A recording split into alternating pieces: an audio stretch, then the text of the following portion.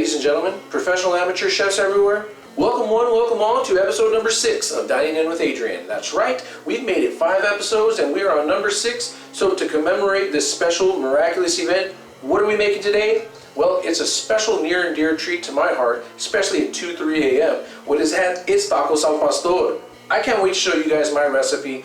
This is going to be spectacular.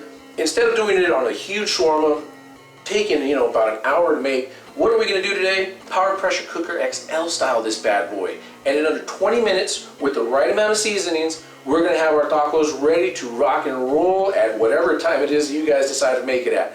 But like I said, 20 minutes, these tacos are done. I'm super excited to get this show going on for you guys. So let's not waste another second. Tacos al pastor coming at you guys right now.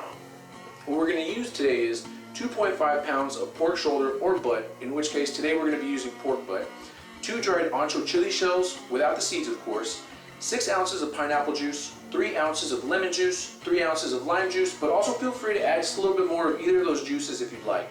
We're also going to use 1 minced garlic, a quarter of a diced onion, or a quarter of an onion that is diced, 1 tablespoon and a quarter teaspoon of seasoned salt, 1.5 teaspoons of cumin. We're also going to use 1 tablespoon of oregano, 1 tablespoon of chili powder, 1 tablespoon of paprika, and 2 tablespoons of ancho chili paste. Sorry, that was a lot to say. Anyways, let's get the show on the road, ladies and gentlemen. It's time to make tacos al pastor. Alright folks, so when we begin making our tacos al pastor, what we're going to do first is we're going to brown our meat. That's, just something that I like to do on this little vessel. It's one of the, few options that it's got that really just sets it apart from the rest of these other units. I really love using it, so let me go ahead and I'm going to set this bad boy to the rice risotto position, as the rice risotto position will allow the vessel to heat up without really needing any pressure. So I'm going to be able to use the base just to start browning my meat. There it goes. I'm going to let this heat up and we're going to start spraying this with some oil. Okay, now that I've got my oil in hand, I'm going to go ahead and spray the base just to get it nice and lubricated, just to prevent the sticking, which if you've seen any of my videos before, I do this regularly. So let's get this going. There you go, that looks about good enough for me right there. And today I was just using just straight vegetable oil, that's really all it was. Well, while that heats up, I'm gonna go ahead and drop our pastor meat inside of this mixing bowl, where I'll then be able to begin mixing all of our spices, except for the ancho chilies actually. So I'm going to leave those guys out, but first I'm going to grab our achiote paste, which is going to be our base for coating all of our pastor meat with this. It's going to be delicious. It's going to add an extra dimension to our pastor meat, and you're going to appreciate it, I promise. So just crumbling it up, real nice, real nice, and then just start mixing it all together. And now we've got our achiote paste incorporated very, very well into our taco meat. So next what I'm going to go ahead and do is I'm going to start incorporating the rest of the seasonings.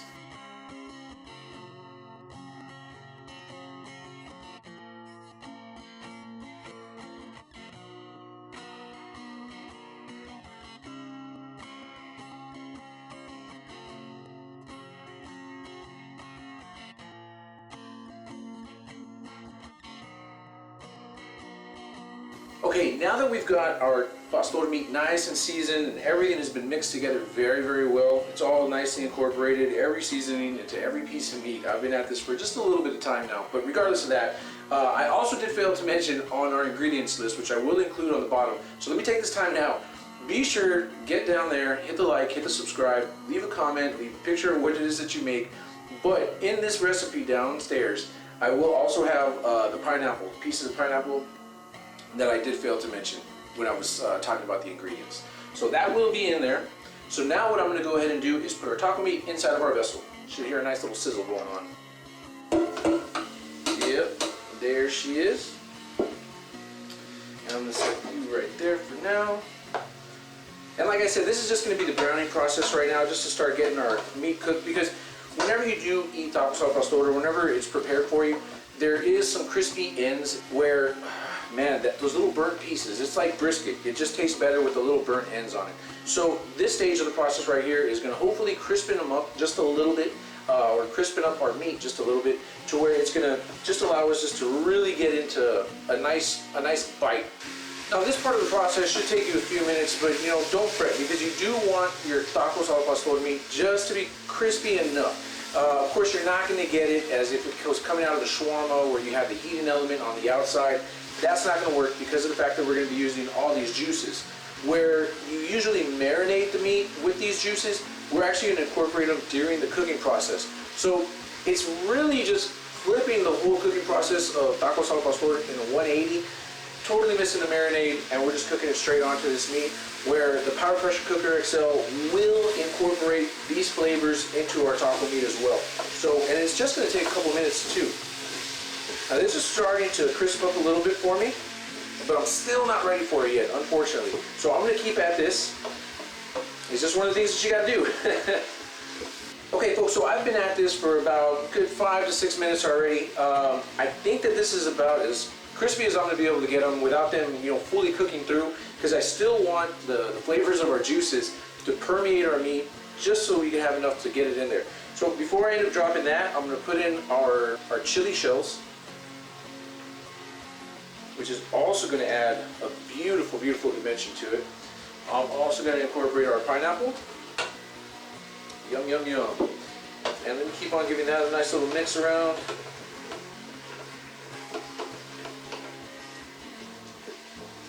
Excellent. Excellent, excellent, excellent. It smells so delicious. All right, now let's start doing our juices. So this is our lime juice. Now I'm going to move on to our lemon juice.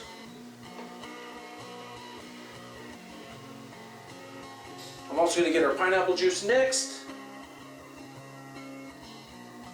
All right, the pineapple juice is in. And then last but not least, our water. Let's get this water in there. I had a little episode right now. I don't know if that's going to make the bloopers, but we'll see. Anyways, we've got our water in there. All of our ingredients are now incorporated. I'm going to go ahead and give it a nice little mix. Yummy, yummy, yummy. And I'm also going to make sure that those chilies also are touching the bottom too, because you want to make sure that whatever's going to be cooked is going to be submerged inside the liquid. It can be poking out just a little bit, no worries on that. But if it's not inside the liquid, chances are it's not going to cook, because that's just the way that this vessel works. So let me go ahead and put this aside. And now I'm going to go ahead and I'm going to put our lid on. Now that's in the lock position, I'm going to go ahead and seal it off, our little steam cap, our steam valve.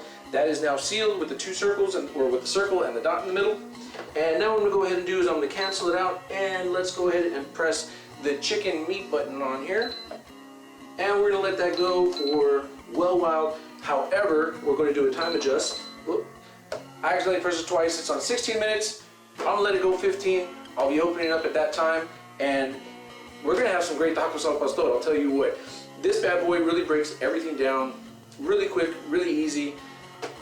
You need to get yourself one if you don't have one already, folks. All right, so 15 minutes. This guy's going to be ready as soon as it builds pressure, and I'm excited to show you guys my version of tacos al pastor. Hopefully it becomes your favorite version too. We'll see. Proof's in the pudding.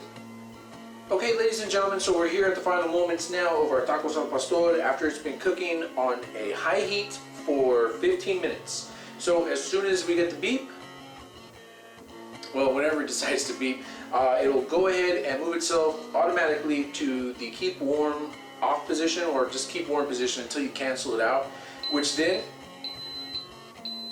I'm going to go ahead and release the steam valve. Then when this releases, you guys know the story. We're going to have some great tacos al pastor. Alright folks, so the steam is almost fully released. We're just waiting for that pin to drop. If this is your first time tuning in to Dining In with Adrian, we have to wait till the pin drops within our vessel so that we can safely remove the lid. Just one of those beautiful safety precautions that the people at Power Pressure Cooker XL ended up dropping for us. So there it went. Let me go ahead and uncap this and see what we've got. Ooh, that's hot.